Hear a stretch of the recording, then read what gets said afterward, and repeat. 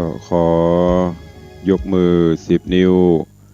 กราบนอบน้อมอย่างพระติรัตนเกี่ยวเจ้าตั้ง3 ประการอันมีพระพุทธพระธรรมพระสงฆ์อันเป็นสรณะที่เปิงที่เคารพนับถืออันสูงสุดในชีวิตกราบคารวะแตบไตไวยสาปุญญาปารมีธรรมพระมหาเถรานุเถระเจ้าคณะพระสังฆาธิการภิกขุสงฆ์สามเณรจุตนจุองค์ด้วยความเคารพเจริญสุขเจริญปอน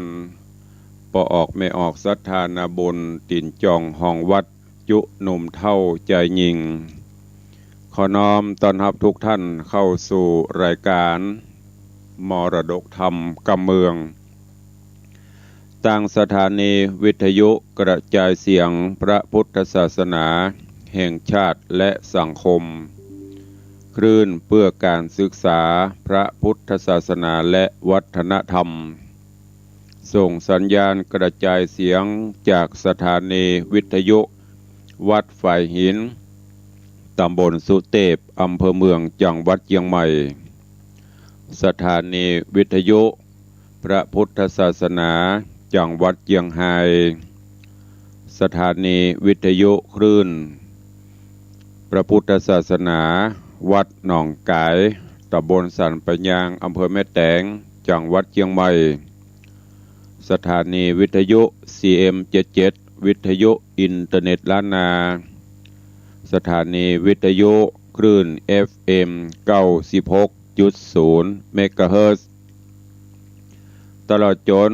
วิทยุชุมชนเสียงตามสายหอกระจายข่าวตามวัดตามวาตามหมู่บ้านต่างๆพร้อมกันนี้ก็ขอกราบถวายการต้อนรับและเจริญปอนต้อนรับครูบาอาจารย์ญาติโยครูบาอาจารย์ท่านเจ้าและญาติโยมศรัทธา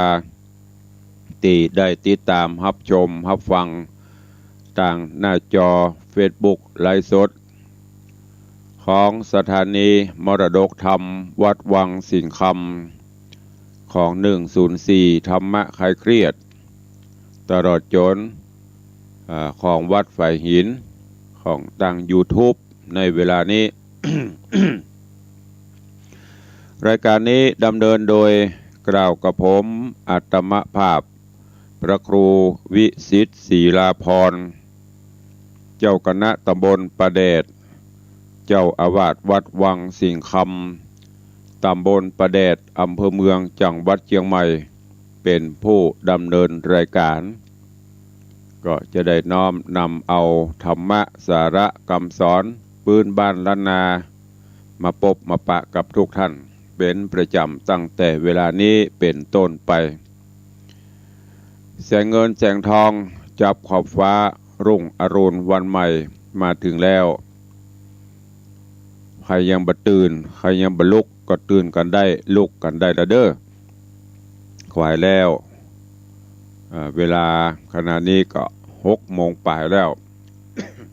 วันนี้เป็นวันพระวันศีลวันธรรมสวนะเป็นวันที่เข้าวัดเข้าวาเป็นวันที่ไปชำระจิตใจเนอะออกภาษามาวันนี้ก็ได้ศีลแรกแล้วญาติโยมสาธุชนทั้งหลายบางพ่องก็อาจจะไปวัดไปวาบางพ่องก็อยู่บ้านอยู่จองทำกิจวัตรทำหน้าที่กิจการงานต่างๆในด้านต่าง Facebook ไลฟ์ก็ตอนนี้ต่างท่านผอกำลังแปลงก็ต้องแปลงตึงวัน ก็ไปดีอินดูจะตั้งจะได้ให้มันโป๊ะคำเดียวแจ้งไปแจ้งมาก็หน้าจอหยุ่นยันตะกี้ก็หันจะดีกว่าจะออกมาได้ก็พวกเวลาไป20 นาทีละก็เป็นอย่างว่ากันไปตามการเวลาก็วันนี้ก่อนที่จะได้ฟังสาระข้อคิดเรื่องราวต่างๆนั่นก็จะได้น้อม นำแล้วก็ได้นำปาญาติโยมต่างหลายได้ไหว้พระนบธรรมกันเหี่ยก่อนเนาะเป็นประจำกู้วันพระวันศีลก่อนที่จะเริ่มฟังเทศฟังธรรมฟังสาระก็จะได้นำปาญาติโยมได้ไหว้พระนบธรรมกันเหี่ยก่อนเนาะ อิมินาสการเรนะพุทธังอภิปูชยามิอิมินาสการเรนะธัมมังอภิปูชยามิอิมินาสการเรนะสังฆังอภิปูชยามิอรหังสัมมาสัมพุทโธภควาพุทธังภควันตังอภิวาเทมิสวาคาโตภควตาธัมโม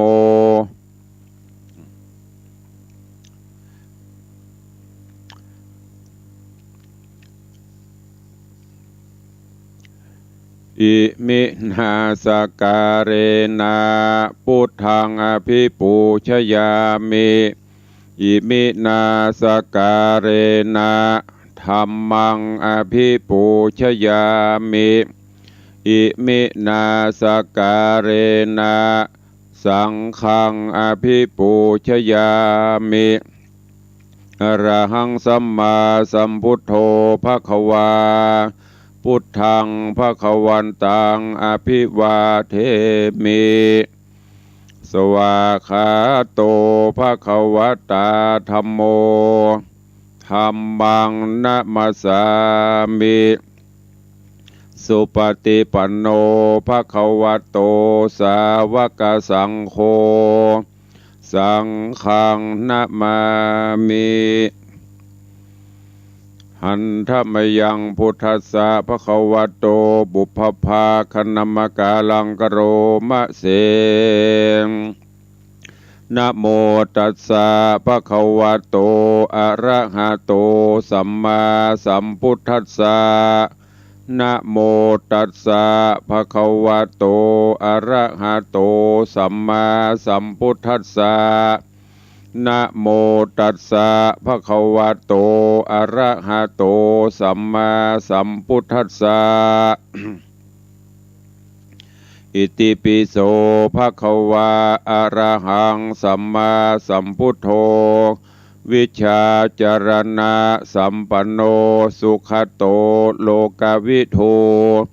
อนุตตโร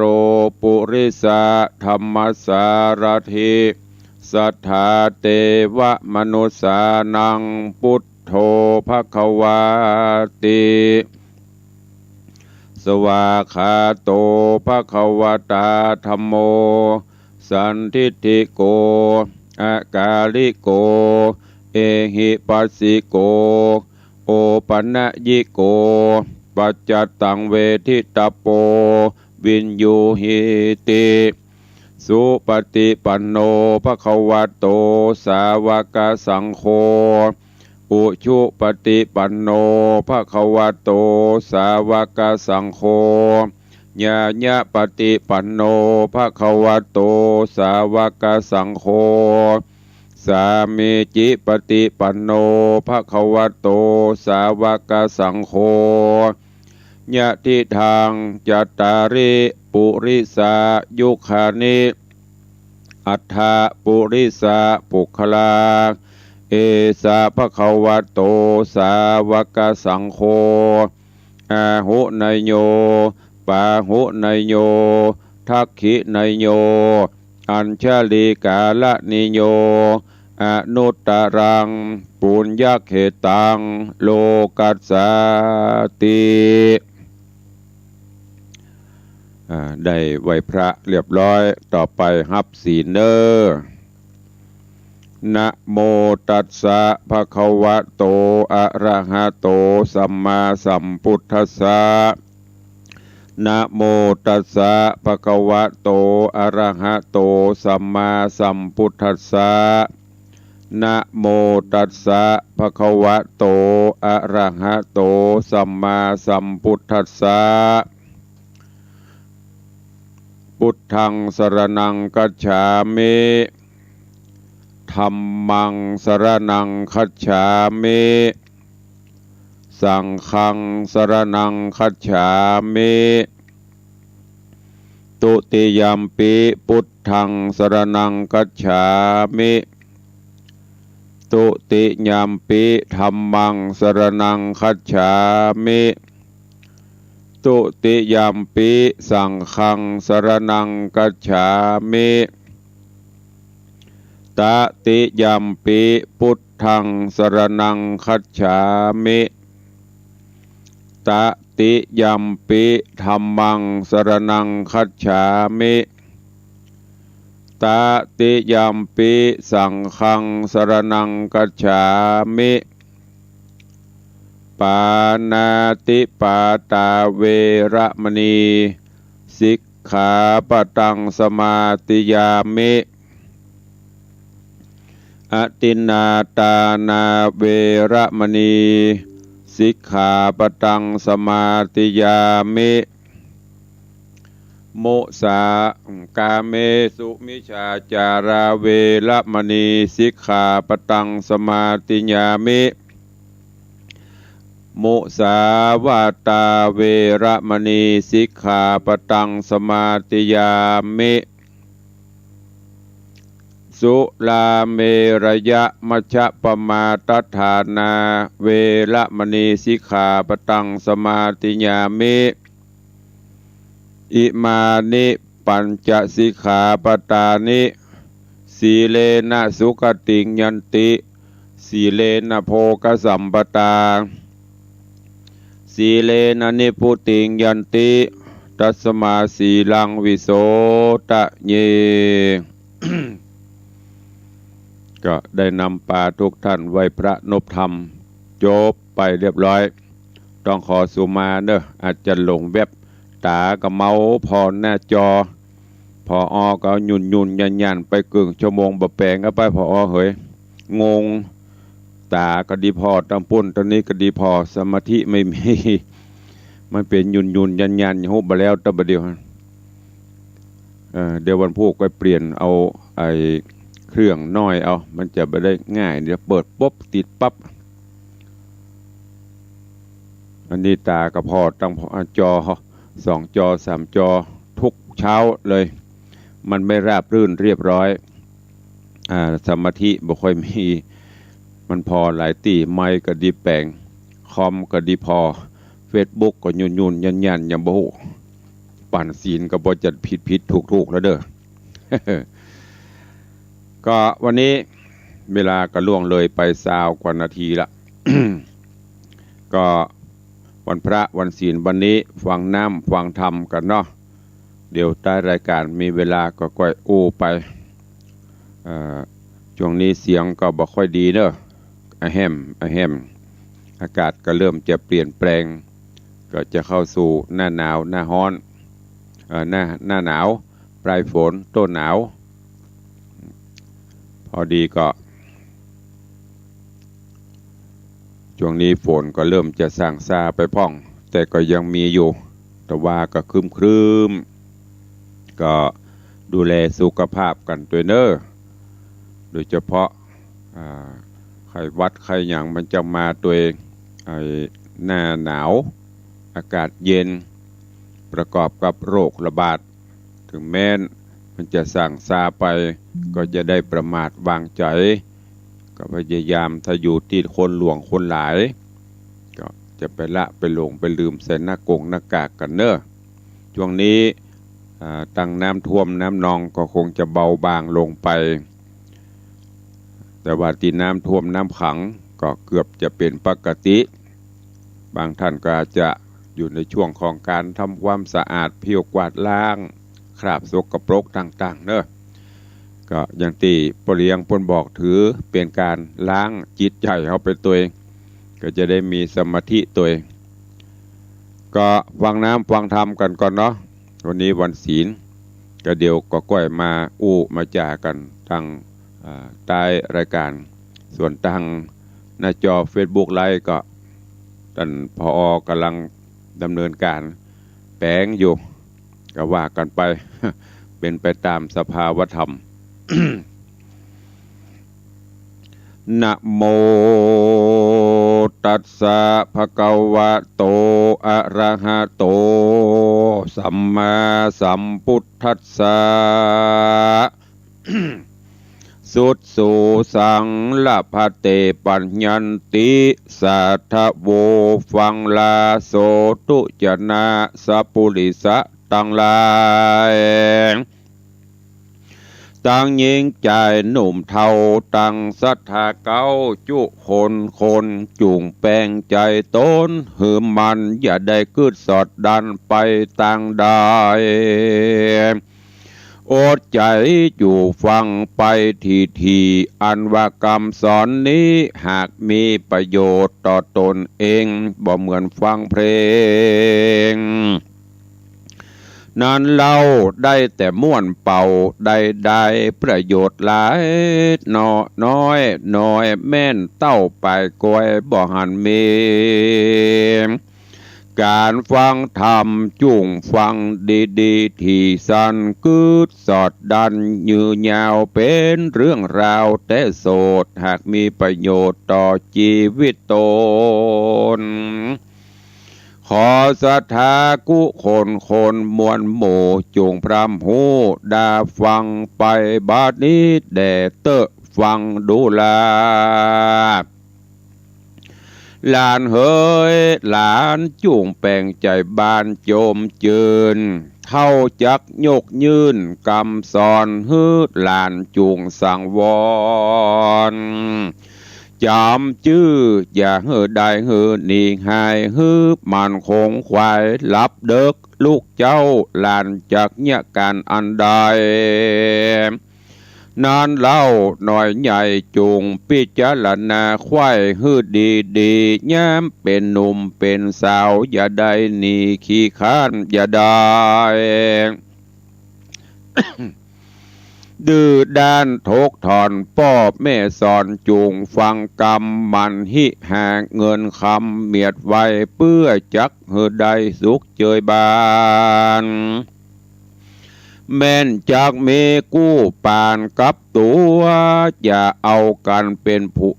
ถือเอากันเป็นผัวเมียนั่นเราฮือล้านนอนเนาพอฮือดี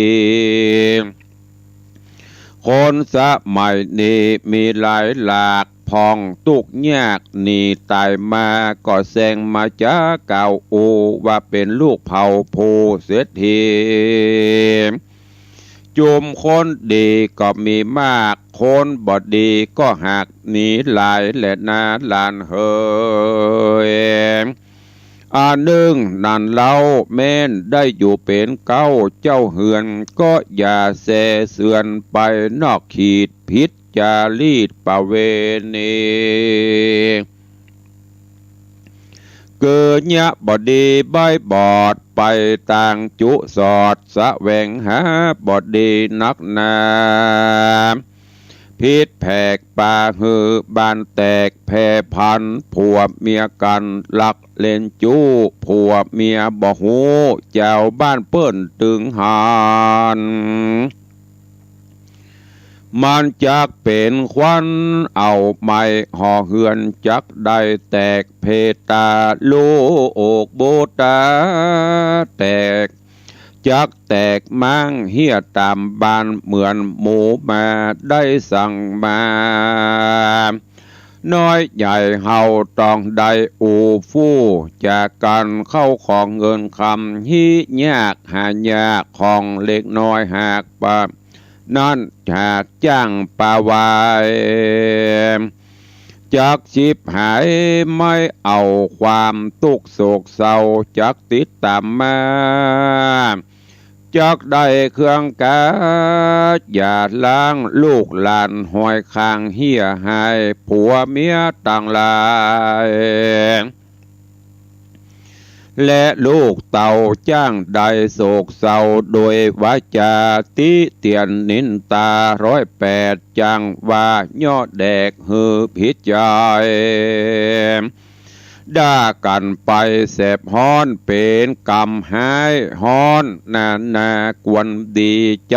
ว่าจะอันอ่อนมวนอย่าได้รีบด่วนโกธากวนพิจารณาสอนที่หูจักตีเหตุผลอย่าฟังงานโงนตอบตาเป็นมีดเป็นพระแต่งฟัน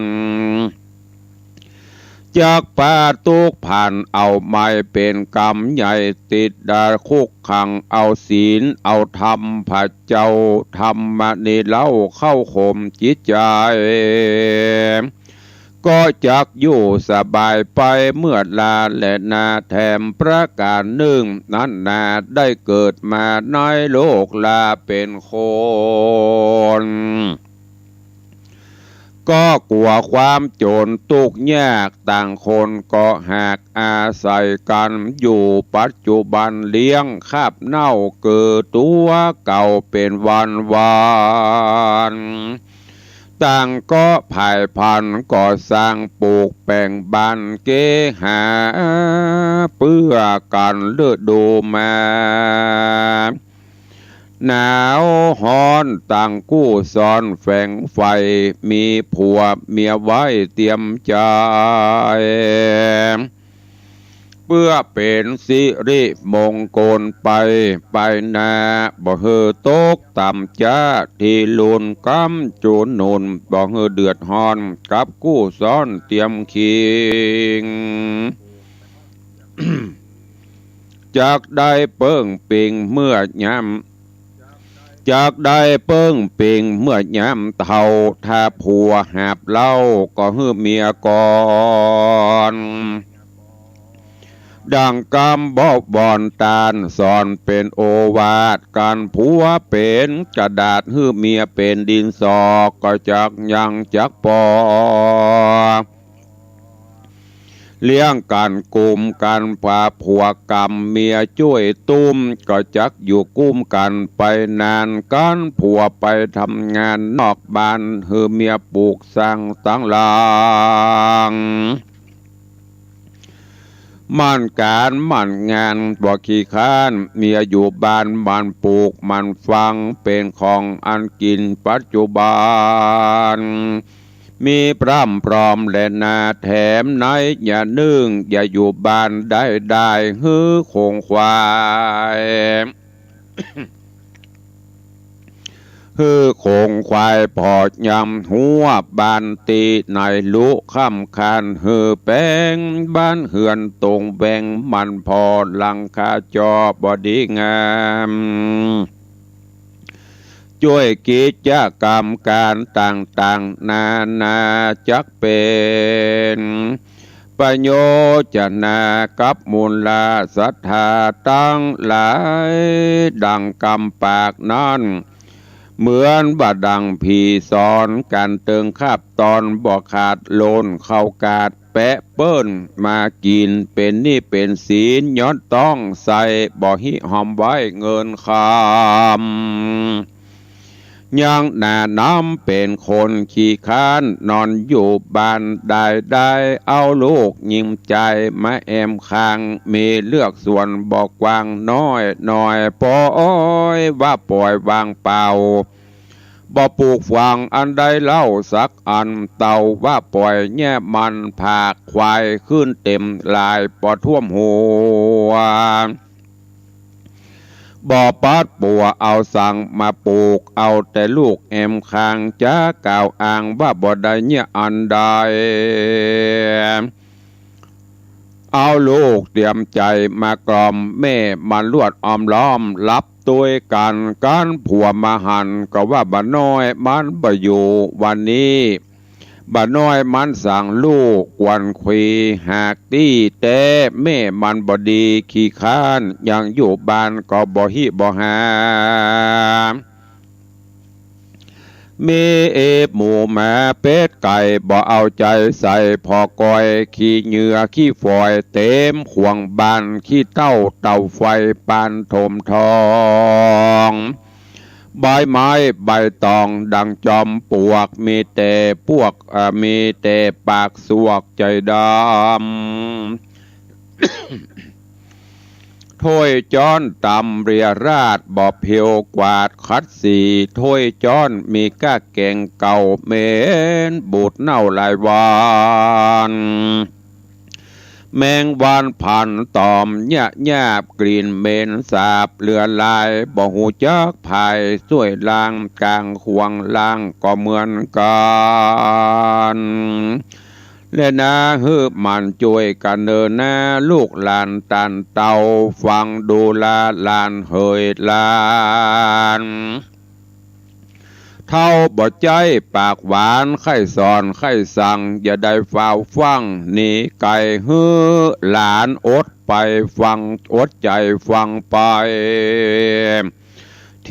ทีดังเท่าจากจี้ปั่นไม้สอนตึงยิงตึงใจหือหูว่ากันมีกู้เป็นผัวเป็นเมียอย่าได้ไปเปียต่างจูมีใจชื่นสู่หญิงอื่นหือได้มีใจโจมชื่นกับเมียตนอย่าได้งานงอนแจ้งด่าอย่าได้หยาบจาบุบตีหิหาเงินคำมีหน่อยมากก็ควรเงือฝากเมียไว้ใจวันโลนไว้ทำบุญเลี้ยงลูกเต่าย้ำใจมืดเศร้าเกียดกราโกธาจูงพิจารณาทีถอยว่ายามเมื่อก่อนเฮาเป็นบ่าวน้อยสาวจีตั้งก็ใครวัตีกล่าว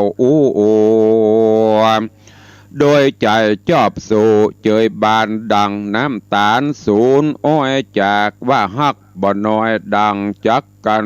กลืนกินถ้ามีใจยินอดใจไวอันกำโคดไม่โกถ้าบ่เมินมาเตียงจักให้ไปอย่าจังลายเงียบบาปกราอย่าได้กินเหล้าเมาด่าเมียอยู่ในเสียปอบ่ได้คอนไล่บุบตีกันจักเป็นการละกินีอันใหญ่ตุกเอาไม้เผาโลนบ่เป็นมงคลไปนะอย่าได้หยาบจ้าต่อภรรยาการนาในบ้านมีทวนทานอันใดกวนเฮือเมียเตรียมใจนอดเนาได้เป็นเก้าเล่งดูและนาแถมในยานึ่งนั้นนาอย่ามีใจพ่องแผ่วเล่นบักแก้วไฮโล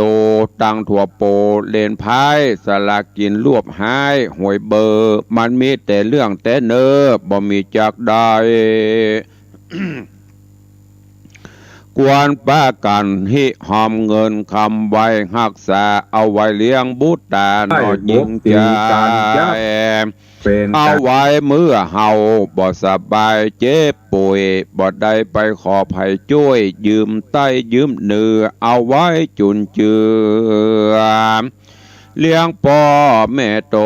นเอาไว้สั่งกุศลกรรมต่อเพื่อเป็นเขาหอกกินเตียวตางเมื่อเฮาได้วางตายไปนาอย่าได้ป้ากันกึดว่าเฮาหนุ่มอยู่พอเข้าสู่สร้างตั้งบุญนาการว่ากรรมมาหนุนตอบใส่ได้ตกให้ตายเสียก่อนก็จักบ่ได้ย้อนกระทำดีอันหนึ่งหักษาศีลสีสะอาดอย่าได้ประมาทตั้งตานจักได้สุขเจยบานไปนาดังกล่าวมานี้แหละนานิธิตังขีญาสังวันนาวิเศษจากห้องเหตุธรรมเทศนาเรื่องเท่าสอนหลานก็บังกรมสมเรศเดช ก็ฟังธรรมเทศนาวันนี้เป็นฟันธรรมผูกเดียวเรื่องเดียวจบ เท่าสอนหลานอันเป็นธรรมเทศนาที่มีสาระประโยชนะประจำเป็นเฉพาะลูกหลานหนุ่มกำเนอะปะฮ้อแม่เฮือนก็ฟังได้โดยเฉพาะเกี่ยวกับเรื่องของการครองบ้านครองเรือนลูกหลานตันเต้าเหยการครองบ้านครองเรือนก็คือการมีกู้ผัวตัวเมีย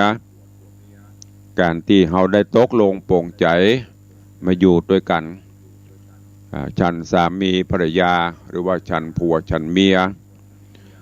การเปรียบเทียบสถาบันครอบครัวในสมัยก่อนกับปัจจุบันนี้มันจะแตกต่างกันเมื่อก่อนนั่นถึงแม้นโลกบ่เจริญ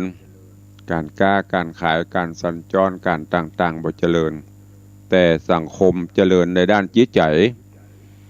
ผัวเคารพเมียเมียนับถือผัวความเป็นอยู่สถาบันครอบครัวเมื่อก่อนมานั่นจะเข้มแข็งกว่าปัจจุบันช่วยกันเสาะว่าหากินช่วยกันหิช่วยกันหามีลูกขึ้นมาเพิ่นก็ช่วยกันอบรมพร่ำสอนแต่ปัจจุบันนี้โลตุลุงก็ช่วยกันอยู่ช่วยกันอยู่แล้วก็ซ้ำจะได้สตางค์นักกว่าเก่าเพราะผัวก็มีรายได้เมียก็มีรายได้อย่างบางครอบครัวนี่ผัวเป็นข้าราชการเมียก็เป็นข้าราชการเงินเดือนก็นักอยู่แต่ถามว่าพอใจไหมไม่พอแตกต่างกับเมื่อก่อนความเป็นอยู่เมื่อก่อนนี่การกินการบริโภคเปิ่นบ่พอที่จะเป็นห้องอะไรอย่างบ่พอที่จะให้ความสำคัญอย่างนักลำไปเปิ่นถือว่ากินเพื่ออยู่มิใช่อยู่เพื่อกินเมื่อก่อนนี่มีอย่างก็กินกันไปผักไม้ใส่เครืออย่างผักสวนครัวรั้วกินได้อย่างที่องค์พระบาทสมเด็จเจ้าอยู่หัวเปิ้นรัชกาลที่9เปิ้นนำปลาได้ดำริเก็บผักเก็บไม้ตามขอกหัวมาต้มมาแกงกินกันไปปนมือปนขาบบัดเดี๋ยวนี้อายังก็ได้ซื้อเห็ดปะตกปัดเสียงแม้แต่ขิงแต่ข่าจะใครปลูกก็มีที่ปลูกเพราะเป็นบ้านจัดสรรหรือมีที่ปลูกบางท่านก็บ่ปลูกขี้ค้านโหดน้ำขี้ค้านปลูกซื้อเอาดีกว่าคุ้มค่าก็ถ้าเราร่ำรวยก็ดีแต่ถ้ามันมีมาก็ยังว่านั่นเจ้าว่อเพราะฉะนั้นที่สำคัญก็คือความเคารพนับถือให้เกียรติซึ่งกันและกันผัวนับถือเมียเมียนับถือผัวอย่างเปิ้นว่าน่ะผัวบ่นับถือเมียเงินคำเต็มเมียก็เสี่ยงเมียบ่นับถือผัวเงินคำกองเต้าหัวก็เสี่ยงกูจกหัวมึงจกหัวกูด่ามึงกับมึงด่ากูบ่ให้เกียรติซึ่งกันและกันปัจจุบันนี้ซ้ำยิ่งญาติโยมทั้งหลายลองพอกะอีพ่ออีแม่ลองรักพอละอ่อนที่เขาเอากันเป็นผัวเป็นเมียถ้าอารมณ์ดีก็ยังแขวนว่าที่รักนี่หรอตัวเปิ้นยามบดีมาตุมาเตอตีนโจดพ่องบกอกโจกพ่องตบพ่องจักกันพ่องดังที่เป็นข่าวสังคมเฮาปัจจุบันเนี่ยเริ่มที่จะขาดศีลขาดธรรมกันไปบ่ให้เกียรติกันละฉะนั้นลูกหลานเฮ้ยวันนี้ทำเรื่องเท่าสอนหลานที่เปิ้นฟังอีพ่ออีแม่ก็สอนบ่ใช่ว่าเปิ้นบ่สอนแต่ก็ยังว่านั่นน่ะคนบ่เดียวนี้สอนก็จะยากน้อย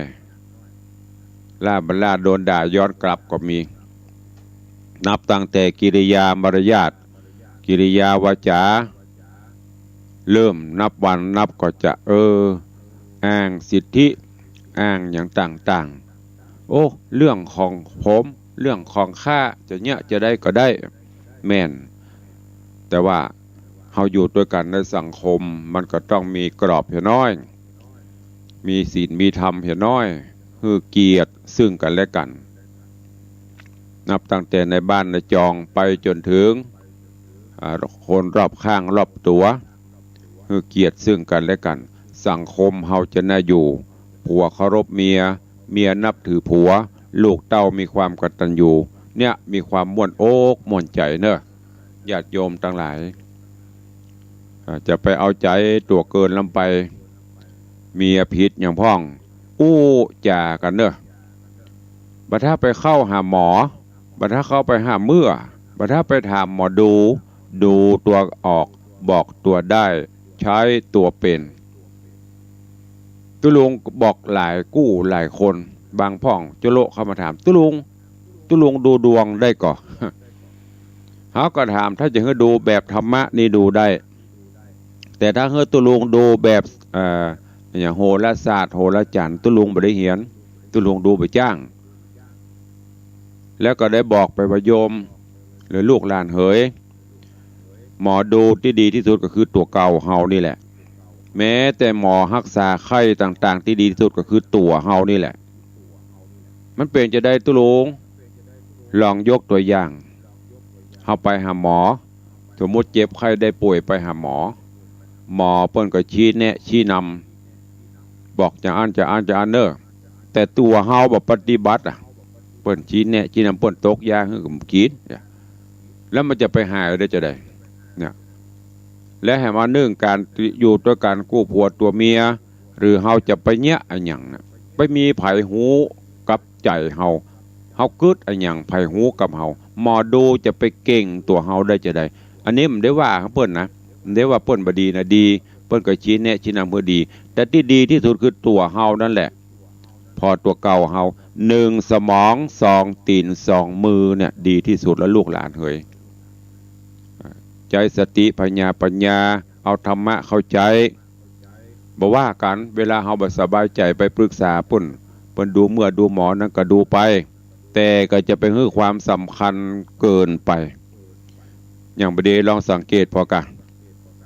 ลูกหลานเยาวชนรุ่นใหม่นี่มีแล้วชื่อควายมีแล้วชื่อหมูปัดโถชื่อเขาแต่ละคนอ่านก็ไปตุกไปยากล่าบล่าเปิ้นมาทำบุญต้องถามก่อนอ่านว่าจะได้ลูกชื่อมีตัวนั่นบางพ่องก็อันนั้นเป็นกาลกินีอันนี้เป็นอันนั้นแต่แล้วลูกหลานเหยตัวหนังสือมันก็เป็นตัวหนังสืออยู่หั่นน่ะมันจะไปเป็นกาลกินีมันจะไปมีบทบาทอย่างกับตนกับตัวเฮาเปลี่ยนฮึตึกตัวลูกหลานเหยเปลี่ยนเป็นหมื่นชื่อแสนชื่อก็จ้างถ้าลูกหลานบ่ไปเปลี่ยนพฤติกรรมของตัวเก่าจากที่เป็นขี้เหล้าเมายาจากที่บัสัมบะเลเทเมาบ่คืดการคืดงานอย่างสักอย่างไปเปลี่ยนตัวลูกเปลี่ยนจะได้มันก็ยังเก่านั่นแหละตรงกันข้ามเฮาเอาธรรมะมาอย่างตุลุงเคยบอกครูบาอาจารย์นักจัดรายการเพิ่นบอกพินิจพิเคราะห์พิจารณาอย่างตื่นเช้ามาไหว้พระสวดมนต์ทำกิจส่วนตัวไหว้พระสวดมนต์แล้วลองคิดพอพิจารณาพอในรอบวันที่ผ่านมาบ่ต้องปีอื่นนะ24ชั่วโมงนะตั้งแต่6 โมงเมื่อเจ้าตะวามา6 โมงตะวามาจนถึง6 โมงมาเดี๋ยวนี้เป็นจะได้พ่องเนี่ยอย่างไปพ่องตุลุงกับโบโหกับลูกหลานไผกับโบโหกับลูกหลานแม้แต่พ่อแม่กับโบโหเฮานั่นแหละหูว่าเฮาไปนี่อย่างพ่องลองเนอะลองเอาไปใจพ่ออย่างไปโรงเรียนกับมากันแต่ว่าครูสอนวิชาอย่างพ่องอาจจะหลงลืมไปเฮาก็เรามานั่งพิจารณาคืดพ่อในเจ้าสมองมันปลอดโปร่งเปิ้นสอนคณิตศาสตร์เปิ้นสอนภาษาอังกฤษเปิ้นสอนวิชานั้นๆที่นี่บ่เข้าใจฮะเก็บไว้ไปวันนี้ไปโรงเรียนไปถามครูอันเนี้ยเขาจะเป็นปราชญ์เขาจะเป็นผู้รู้นี่เปิ้นสอนก็สอนไปเล่นไปฮะบ่ห้ำไปเฮียนไปหยังมันไปตันเพิ่นจะได้แล้วก็ไปเฮือหมอดูผูกดวงผูกฮึตึกกันเนาะเปิ้นบอกมาเปิ้นแจ้งมาเฮาก็ต้องเอามาปรับปรุงเอามาแก้ไขสิ่งเหล่านี้จะดีขึ้นดังนั้นฝากไว้เด้อวันนี้ธรรมเทศนาเรื่องเท่าสอนหลานแล้วตุลุงก็มาสรุปเสริมเติมไปสักเล็กน้อยฟังแล้วก็เก็บแกะกอนไกเอาไปใช้ในการดำเนินชีวิตประจำวันเนอะเวลาก็จะหมดละเหลือแถมน้อยเดียวจะจากกันแถมเนาะเนี่ยการเวลาผ่านโป้นไปวันเวลาวาลีมิได้มีแต่คอยใครเรือเมล์และรถไฟก็เล่นไปจะปูนมันฟังไผผ่านไปเป็นวินาทีชั่วโมงเป็นวันเป็นเดือนไปตามของเปิ้นป๊อปแป๊บให้ประเมินก็จะสิ้นเดือนละฉะนั้นอย่าได้ประมาทเด้อ ถ้าเกิดจะมีกู้มีกิมก็ขอฮือเอากันจนกลุ่มถือไม้เต้าหยอดทองกระบองหยอดเพชรช่วยกันหิช่วยกันหาช่วยกันสร้างถ้าเอากันเป็นเล่นเป็นบะแลมเต็มแตะนี่ก็มัวกับสู่เจ้าค่ะเนอะเป็นข่าวเดี๋ยวก็ไปลู่กันที่หั่นโดยเฉพาะลูกหลานไม่ยิงเดี๋ยวมันนักหรือประจายสังเกตพอไหนสังเกตพอมาวัดหรือสังเกตไปที่ไหนก็จ้างเติมเดี๋ยวไม่ยิงนักหรือประจายแล้วก็มีข่าวละอ่อนป้ากันไปตบไปตีไปลู่ประจายโอ้มันไม่ใช่ของดีลู่นะลูกเนอะมันเจ้าของดีลู่กันนั่นน่ะตุกทั้งนั้นฝากไว้กับทุกท่านในวันนี้ตัวก็ก่อนที่จะได้อู้ได้ได้จ่ากันวันนี้ก็อันหน้าจอ Facebook ว่ามันจะโพสต์ได้นะ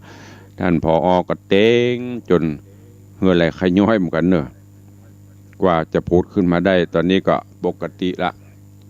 ก็บ่ฮู้มีใครเข้ามาพ้องเดี๋ยวก็ลองเข้าไปเช็คไปดูหน้าจอ Facebook ไลฟ์ก็จะได้ตักได้ตายตั้งหน้าจอก่อนเนาะแล้วหลังจากนั้นก็จะได้มาพบมาปะแจ้งข่าวกับพี่น้องตั้งสถานีวิทยุตัวเจริญปอนโยมพี่หมอมัทนาอัมพันธ์เจริญปอนโยมสุมาลีพูดงามเจริญพรโยมสนจันทร์สอนคำเจริญปอนโยมตู่เนอะโยมสุรัตน์เสาคำที่กำลังเข้าชมเข้าอย่างกระอยู่วันนี้มันมาจ้าเนาะกว่ามันจะโพสต์ออกมาได้ญาติโยมทั้งหลายก็ติดตามรับฟังตัวเองตุปีสนธยาเข้ามาชมอยู่อันนี้ตั้งหน้าจอ Facebook ไลฟ์สดก็ขอแจ้งประชาสัมพันธ์ให้ญาติโยมทั้งหลายเนอะในวันที่23ที่จะถึงนี้ก็เชิญชวนร่วมงานกล้วยสลากที่หอคำพญามังลายเนอะไปอยู่บ้านใครไม่ได้ไปไหนก็เชิญไปห่วมกันแปลงกล้วยสลากไปกินห่วมตันเติงกันที่ห่วงพญามังลายวิหารหอคำพญามังลายใกล้ๆกับอนุสาวรีย์สามกษัตริย์ส่วนที่วัดวังสิงคำส่วนที่วัดฝ่ายหินของวัดฝ่ายหินเพื่อจะมีก่อนก็วันที่29ที่จะถึงนี้ตอดกฐินสามัคคีที่วัดฝ่ายหินเนอะเจ้าภาพเจ้ามูลศรัทธาเก่าก็คือมหาวิทยาลัยเชียงใหม่ก็จะได้นำองค์กฐินร่วมกับศรัทธาญาติโยมนาบุญเฮาไปกินห่วมตันเติงโดยกันเนอะที่วัดฝ่ายหินเอาต้นปัจจัยเท่าใดก็ได้สุดแล้วแต่ไปให้ไปหอมไปห่วมกันที่วัดวังสิงคำกำหนดทำบุญทอดกฐินสามัคคีในวันที่6 พฤศจิกายนอีป่อยไม่มันยังมาตัดกันนักใบนักบอดตุลุงก็เพราะมันใกล้จะหมดช่วงของการเทศทอดกฐินจากนั้นไปแห่งปกี่วันก็จะเดือนยี่เปงสิ้นสุดการทำบุญทอดกฐินเพราะนั้นก็ใกล้ไหนก็ไปไหนก็ได้หรือใครให้ใครหอมร่วมกับตุลุงที่วัดวังสิงคำก็น้อมเอิญเจิญจวนเนอะปีนี้ก็โยมปเลี้ยงธนวัฒน์โยมแม่เลี้ยงทัดพิชาสุสิงคำเป็นเจ้ามูลศรัทธาเก่าร่วมกับพี่น้องญาติโยมศรัทธานาบุญเฮาเจ้าข้าทั้งหลายตัวเองมาร่วมกินร่วมทานด้วยกันเนอะพี่น้องที่ดูที่พอตั้งหน้าจอ Facebook ไลฟ์ก็ดีน้อมเอิญเจิญจวนมาสร้างบารมีธรรมร่วมกันเนอะกฐินทานเป็นกฐินของการเวลาจำกัดเพียง1 เดือนก็ใครจะเข้ามาร่วมโมทนาบุญตัวเองแต่ว่าได้รับแจ้งจากโยมแม่จันดีวิสุทธินันท์เจดีย์แม่ครัวโยมแม่บอกขอร่วมบุญกฐินกับตุลุง2,000 บาทเนอะสาธุอนุโมทนาบุญตัวเนอะขอบคุณหลายๆโยมแม่สีนวลใจทองคำกำลังเข้ามาไว้สาเจ้าตุลุงในวังเจริญปอนเนอะตามมาอีกก็แล้วละก็เอามาในวังตัวห้างพวกท้องก็ฮักเต้ากันเนอะพี่น้องกันนะฮักพี่เสดายน้องนะ ต้องมาช่วยกันไปวัดเหนือตะใดมาวัดใต้ก็ท่านนะห้ามน้อยกว่ากันเนอะหรืออาจจะนักก็ได้ โยมแม่สีนวลชัยทองคำฝากไปตามพี่หมอมัทนาด้วยเด้อตั้งแม่แตงแปลงต้นไว้ที่สถานีสักต้น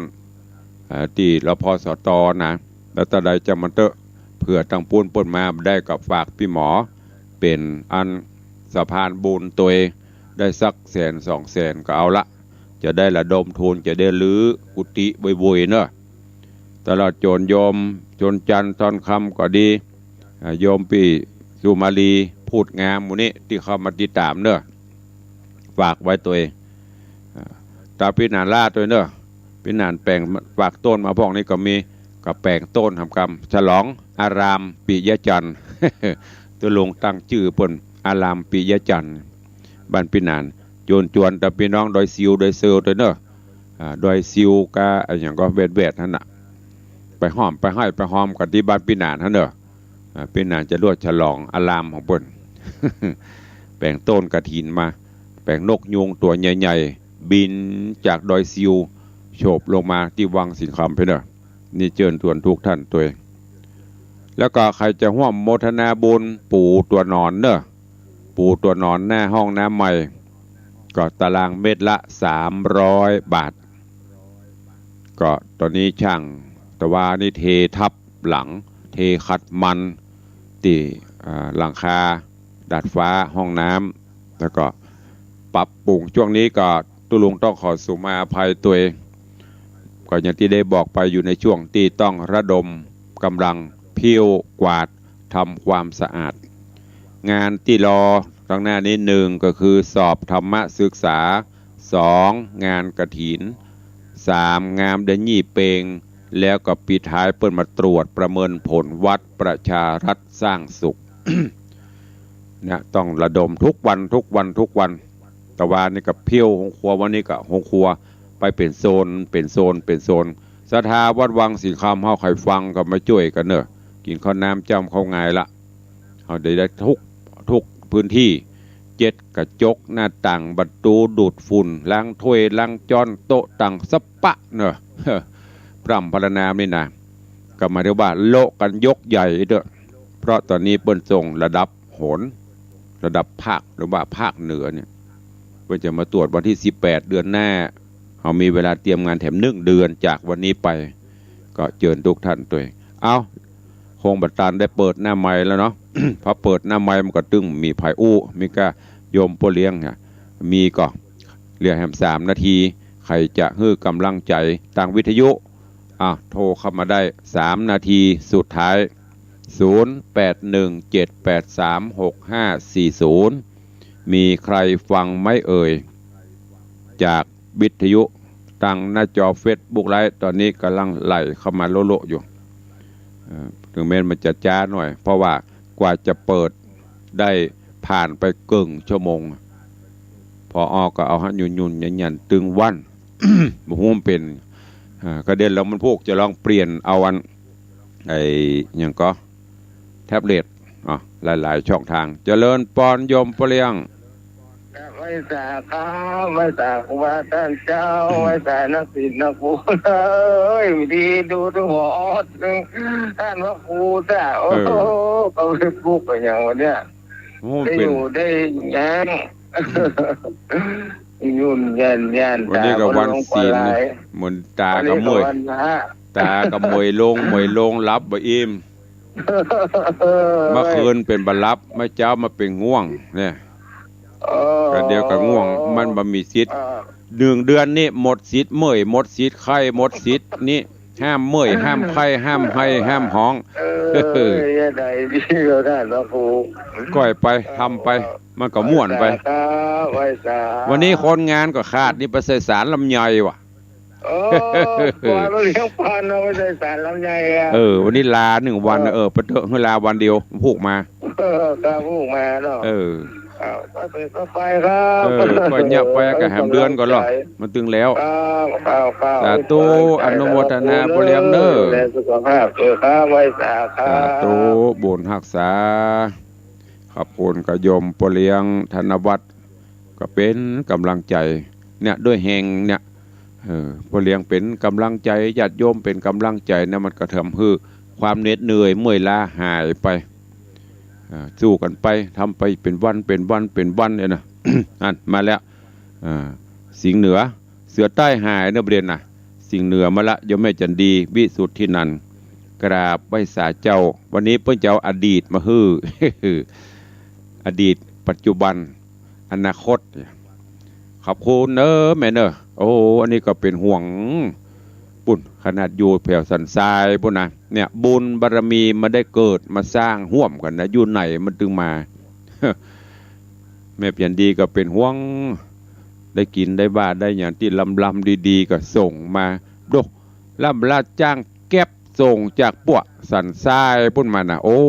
เขาก็ไปได้เก่งโอเก่งใจเปิ้นพี่น้องอยู่ใกล้เนี่ยมันได้กินนะเพราะว่าอยู่ใกล้กินของอะไรนะกินอยู่ไกลกินของฝากอยู่ใกล้กินสากมองสำศรัทธาเขานี่มีก็จมฮือตะกะ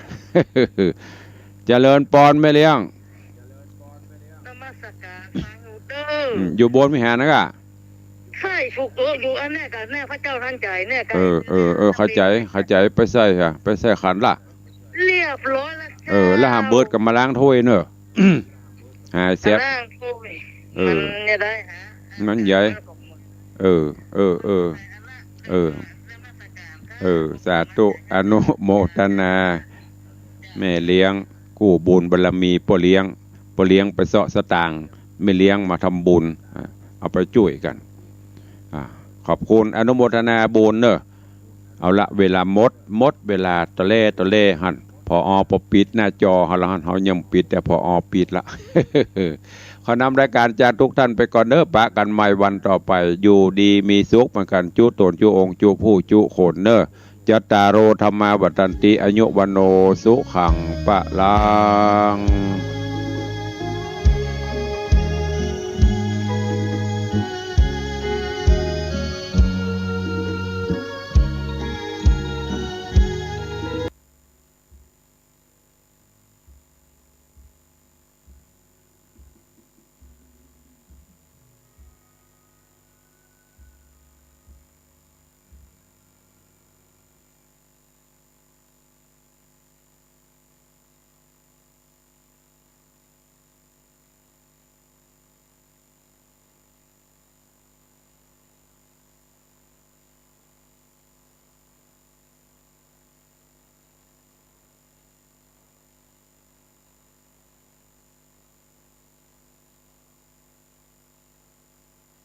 บุคคลที่ทรงคุณค่าของโลกนางสาวตรีนุชเทียนทองรัฐมนตรีว่าการกระทรวงศึกษาธิการเปิดเผยว่าขณะนี้ได้มอบหมายให้กองการต่างประเทศสำนักงานปลัดกระทรวงศึกษาธิการวางแผนเตรียมการเสนอพระนามพระบาทสมเด็จพระบรมชนกาธิเบศรมหาภูมิพลอดุลยเดชมหาราชบรมนาถบพิตรให้องค์การเพื่อการศึกษาวิทยาศาสตร์และวัฒนธรรมแห่งสหประชาชาติหรือยูเนสโกประกาศยกย่องเป็นบุคคลที่ทรงคุณค่าของโลกเนื่องจากพระองค์ทรงประกอบพระราชกรณียกิจนานับประการด้วยพระปณิธานแน่วแน่ที่จะทำประโยชน์เพื่อประชาชนชาวไทยและสังคมโลกโดยเฉพาะแนวพระราชดำริหลักปรัชญาเศรษฐกิจพอเพียงที่ทั่วโลกยอมรับซึ่งวันที่5ธันวาคม2570จะเป็นวาระครบรอบ100 ปีวันพระราชสมภพกระทรวงศึกษาธิการจึงวางแผนเตรียมข้อมูลด้านต่างๆซึ่งที่ประชุมสมัชชาใหญ่ยูเนสโกที่ประเทศฝรั่งเศสจะพิจารณาบุคคลสำคัญและผู้ทรงคุณค่าจากทุกประเทศทั่วโลกเป็นประจำทุกปีในระหว่างนี้จึงได้เตรียมจัดทำข้อมูลเสนอให้คณะรัฐมนตรีพิจารณาเพื่อกราบบังคมทูลขอพระราชทานพระบรมราชานุญาตจากนั้นจะมีการแต่งตั้งคณะกรรมการที่เกี่ยวข้องตามขั้นตอนของยูเนสโกต่อไปคาดว่าจะเสนอคณะรัฐมนตรีพิจารณาได้ภายในปีนี้และส่งเรื่องไปยังที่ประชุมใหญ่ยูเนสโกในต้นปี 2566รองนายกรัฐมนตรีสั่งการสทนช.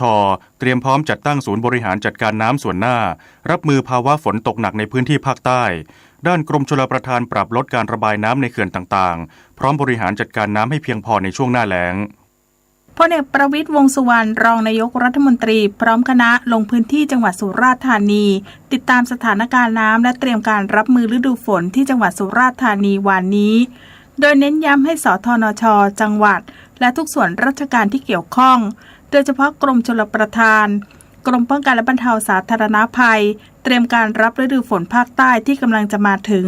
สำรวจพื้นที่เสี่ยงและความพร้อมของสถานีสูบน้ำสิ่งกีดขวางทางน้ำ พร้อมทั้งขอให้นำบทเรียนจากปีที่ผ่านมาบริหารจัดการเพื่อลดความเสี่ยงและความเสียหายจากอุทกภัยโดยให้ความสำคัญกับการแจ้งเตือนและนำประชาชนออกจากพื้นที่ให้ทันเหตุการณ์พร้อมให้สธนช.เตรียมความพร้อม